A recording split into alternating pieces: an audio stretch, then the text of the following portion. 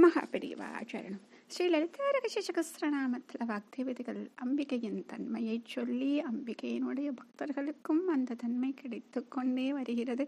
அதனால்தான் அவளை ஏகம் பிரம்மம் என்று சொல்லக்கூடிய அந்த நிலையை உணரக்கூடிய அந்த நிலையை நாம் அடைந்து கொண்டிருக்கிறோம் அப்படின்னு சொல்லிட்டு புஷ்கரா என்று சொன்னார்கள். இப்பொழுது ஓம் புஷ்கரேட்சணாயை நமஹ. ஓம் புஷ்கரேட்சணாயை நமஹ. இப்போ இந்த பதத்தை பிரிக்கும் பொழுது புஷ்கர ஈக்ஷணா அப்படின்னு பிரிக்கிறது. இதற்கு இந்த புஷ்கரம் அப்படிங்கிறதுக்கு பல அர்த்தங்கள் உண்டு. ஏனென்றால் அவ்வளவு பொருள் தரக்கூடிய அற்புதமான ஒரு பதம். இப்போ புஷ்கரம் தாமரை அப்படின்னு ஒன்று வச்சோம் அப்படின்னா தாமரையை போன்ற அழகிய கண்களை உடையவள் அப்படின்னு சொல்றது.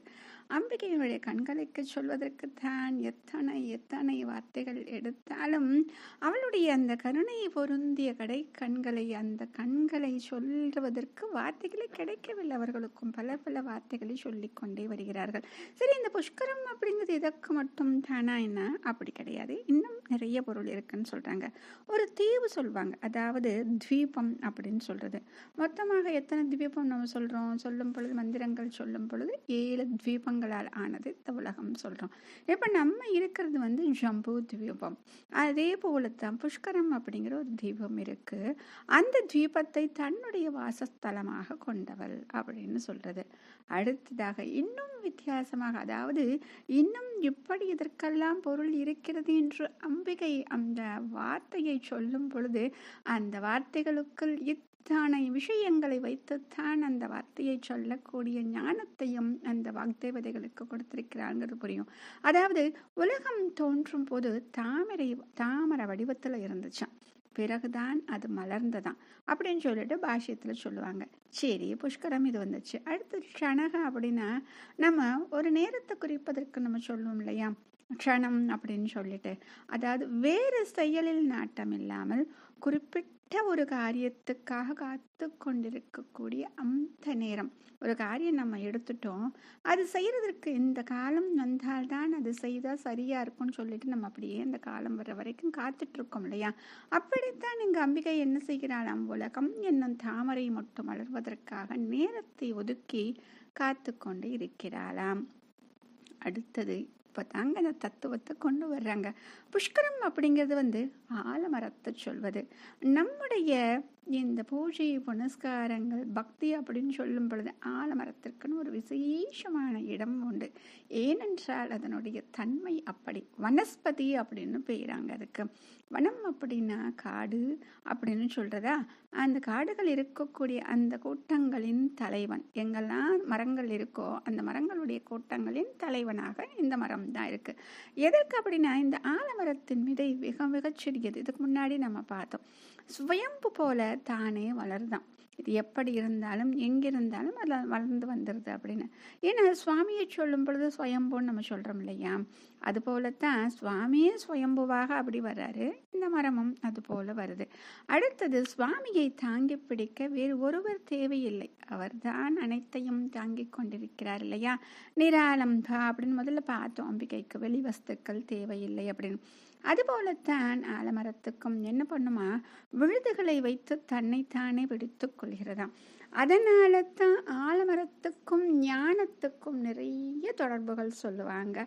தட்சிணாமூர்த்தி சொல்லும் பொழுது கூட ஆலமரத்தின் கீழ் அமர்ந்துதான் உபதேசம் செய்கிறார் அப்படின்னு சொல்றாங்க. அடுத்தது இன்னும் முக்கியமாக ஆளிலை கிருஷ்ணன் நம்ம பார்க்கிறோமே, புஷ்கரம் என்னும் சொல்லக்கூடிய அந்த ஆலமரத்தின் நிலையில் படுத்திருப்பவராக கிருஷ்ணன் காட்சி தருகிறார். அந்த ஆளிலை கண்ணன் அந்த சந்தர்ப்பத்தை பாலமுகுந்தன் அப்படின்னு சொல்லி ஆச்சாரியார் சொல்கிறார். இப்போ நம்ம சொல்றோம் வடபத்ரசாயி அப்படின்னு சொல்றோம் இல்லையா, அதுக்கு பாலமுகுந்தன் அப்படிங்கிறதுக்கு புஷ்கர மர இலையில் படுத்திருப்பதால் அவருக்கு புஷ்கரன் அப்படின்னே ஒரு பேர் இருக்காம். இது எப்படி அந்த சுவாரஸ்யமான நிகழ்ச்சி என்னொரு பார்த்தோம்னா இன்னும் அழகாக இருக்கும். ஏன்னா இது போன்ற நிகழ்ச்சிகளை, அந்த சரித்திரத்தில் நடந்த நிகழ்வுகளை நாம் எத்தனை தடவை சொன்னாலும் சரி கேட்டாலும் சரி நமக்கு சலிக்கவே சலிக்காது, பேரானந்தம் கிடைத்து கொண்டே இருக்கும். ஒரு முறை கேட்டதற்கும் அடுத்த முறை கேட்கும் பொழுது இன்னும் ஆனந்தம் அதிகமாகத்தான் இருக்குமா. அப்படித்தான் இந்த கதையும் வருகிறது. கல்பங்களின் கடைசியில் உலகம் எப்படி இருக்குங்க? ஜலத்தில் மூழ்கி இருக்கிறது.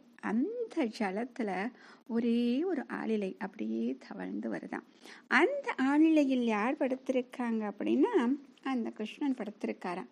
எப்படிங்க படுத்திருக்காரு? அழகா தன்னுடைய கால் கட்டை விரலை பிடித்து கொண்டு அதை வாயில வச்சுட்டு தன்னில் தானே மகிழ்ந்தவனாக இருக்கிறார்.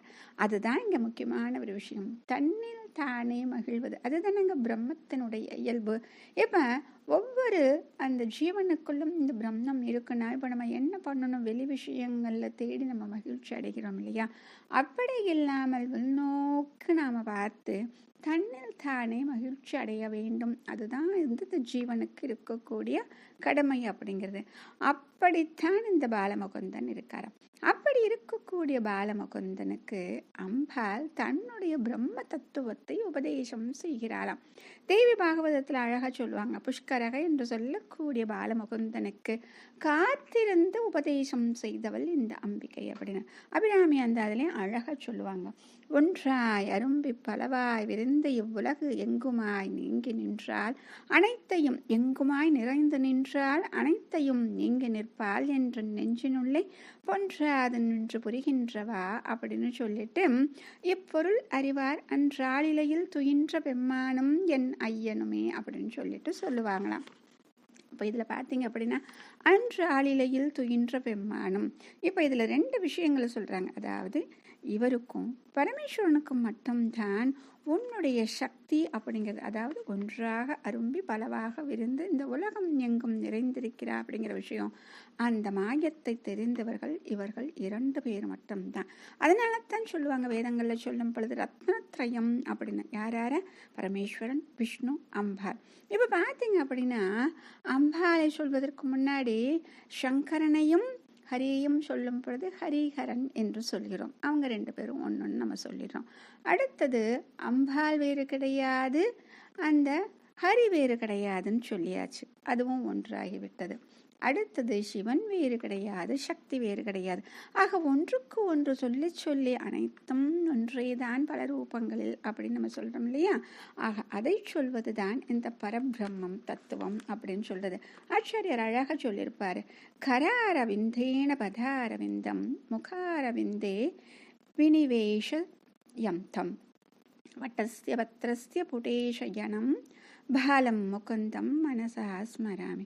அதாவது தாமரை பூ போன்ற கால் கட்டை விரலை தாமரை பூ கையினால் பிடித்து இழுத்து தாமரை பூ போன்ற வாயினில் போட்டுக்கொண்டு ஆளிலையில் சயனம் செய்யும் இந்த முகுந்தன் என்ற குழந்தையை மனதால் ஸ்மரிக்கிறேன் அப்படின்னு சொல்றாராம்.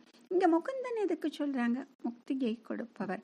அம்பிகைக்கும் முகுந்தான பேர் இருக்குன்னு பின்னாடி வரும். அனைத்தும் தாமரை அப்படியா இருக்கா? கைகளை சொல்லும் பொழுது கால்களை சொல்லும் பொழுது அவருடைய திருவாய் அப்படின்னு. அம்பிகைக்கும் ஒரு ரூபம் வந்தது இல்லையா? அம்பாள் தாமரைக்கு உயலாக அப்படின்னு சொல்லிட்டு.